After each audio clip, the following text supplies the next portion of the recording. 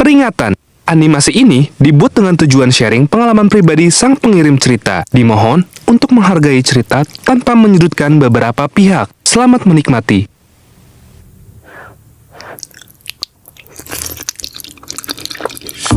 Halo, kenalin. Nama gue Jeremy. Gak pakai teti ya. Gue mahasiswa tingkat akhir yang lagi stres sampai hampir gila gara-gara skripsi. Kali ini gue punya cerita tapi bukan soal diri gue, melainkan tentang adik gue. Namanya Johan. Adik gue satu-satunya.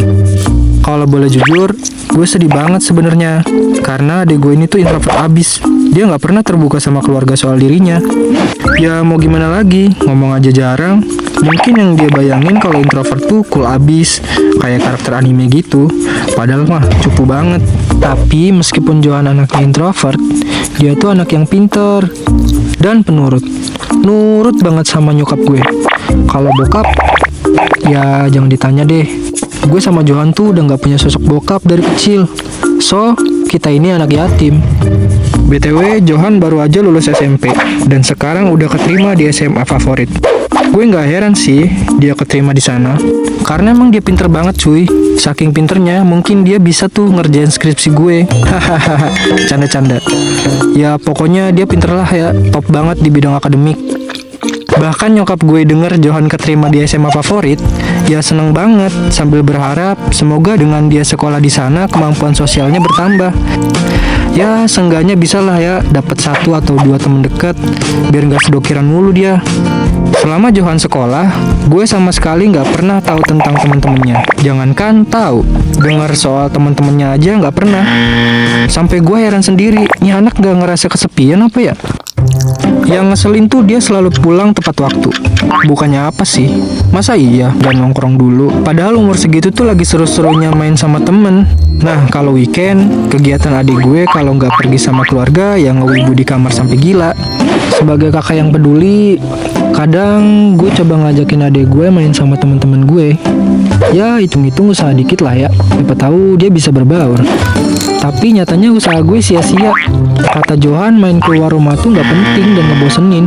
Katanya seruan nonton anime di rumah. Bahkan gue tipis-tipis kasih tahu dia tentang gimana jadi orang yang menarik di hati lawan jenis. Bahkan sampai pengalaman kissing-kissing pribadi gue ceritain ke dia dengan harapan dia bisa terpicu gitu, bisa cari teman atau pacar. Tapi ya lagi-lagi respon dia biasa aja. Berhubung gue sibuk kuliah, gue gak bisa tuh merhatiin perkembangan sosial adik gue seutuhnya. Gue cuma bisa berharap suatu saat adik gue bisa berubah. Singkat cerita, adik gue udah mulai masuk sekolah. Awalnya, ya Johan sekolah kayak biasanya aja. Berangkat pagi, pulang jam 2 siang. Ya sama lah ya, kayak dia waktu SMP gak ada bedanya. Sama-sama repetitif dan anyep hidupnya. Sampai baru beberapa minggu sekolah, tiba-tiba ini anak izin pulang telat. Katanya mau main sama temennya sih. Gue ngebatin kan ya, tumben nih anak, gue lagi gak mimpi kan ya. Akhirnya adik gue bisa bersosialisasi dan punya teman baru. Sebagai kakak, gue ikut seneng sekaligus kepo. Kok bisa sih dia punya teman baru? Penasaran banget, gimana ceritanya? Akhirnya gue nungguin nih adik gue pulang. Niatnya mau gue tanyain soal temennya. Tapi ternyata setelah dia pulang, ya nggak ada cerita apa-apa. Dia langsung ke kamar tanpa curhat ataupun basa-basi ke gue. Ya gue sih nggak mau ambil pusing. Gue singkirin dulu nih rasa penasaran gue. Tanpa disadari, makin kesini adik gue selalu pulang telat. Dan izinnya selalu main sama temen-temennya itu. Kalau boleh jujur, gue gak pernah mikir adik gue yang aneh-aneh. Soalnya emang temennya ini cowok. Jadi ya mungkin mereka paling nongkrong-nongkrong atau apa gitu. Siapa tahu adik gue baru nemu serunya nongkrong. Sampai suatu hari adik gue ngajak temennya ke rumah. Kebetulan karena gue lagi skripsian, ya gue full di rumah. Si Johan tiba-tiba ngenalin temennya, namanya Daniel. Awalnya biasa aja sih, cuma kok aneh nih mereka kalau dilihat gerak-geriknya. Mereka duduk di depan TV nih, tapi hening banget woy. Orang mah ngobrol kek, ketawa kek, ini anyap banget. Mana ada anak cowok main ke rumah temen diem-diem baik, pasti berisik kan. Gue ngebatin dong, gila ya. Ternyata adik gue teman-temannya sefrekuensi anjir, sama-sama pendiam. Si Daniel nggak sekali main ke rumah gue. Kali kedua dia main ke sini tuh ya masih sama. Mereka nonton TV, lihat-lihatan, hening, ya gitu-gitu aja. Ini komunikasinya gimana anjing? Telepati kah?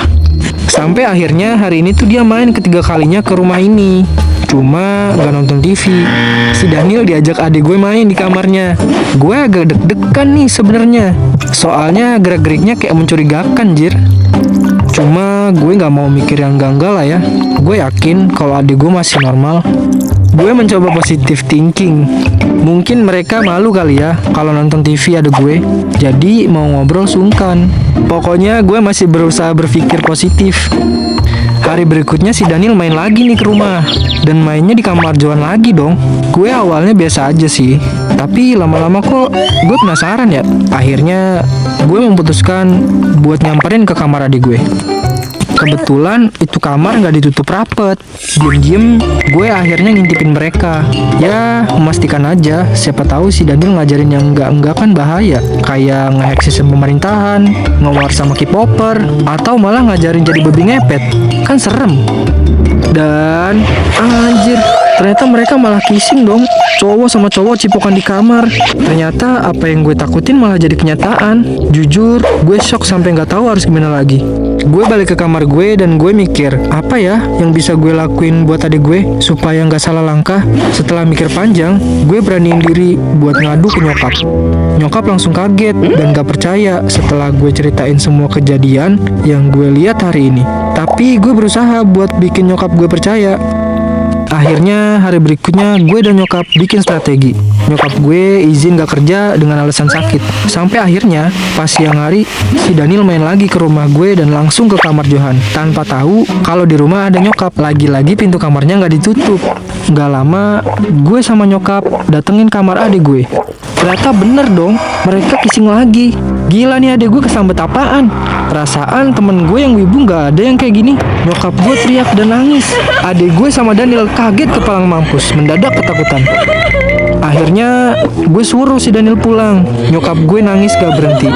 Si Johan juga nangis sesegukan sambil mohon maaf ke nyokap gue. Sampai dia sujud-sujud dan nyiumin kaki nyokap. Keadaannya super kacau. Hari itu rasanya hancur banget. Lihat nyokap sama adik gue nangis gak berhenti-berhenti, rasanya stres banget. Gue bisa apa? Nyokap gue masih belum bisa nerima kenyataan. Dan adik gue emang udah kelewatan.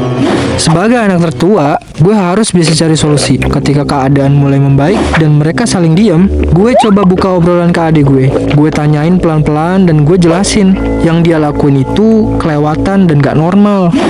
Adik gue cuma ngangguk-ngangguk dan iya-iya aja. Sampai-sampai nyokap membentak dengan harapan adik gue bisa sadar sama kesalahannya.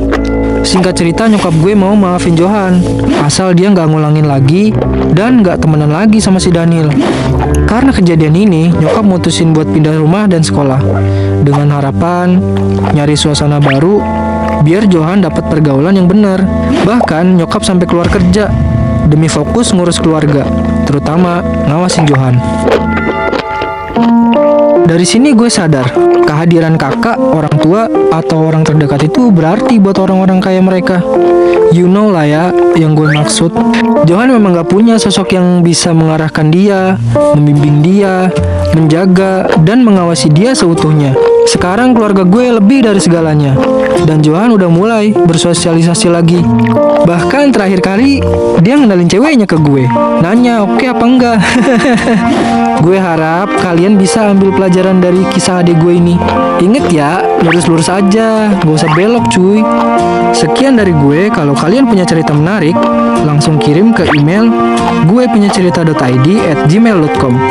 Dan jangan lupa like, komen, dan subscribe channel Gue Punya Cerita. Bye-bye.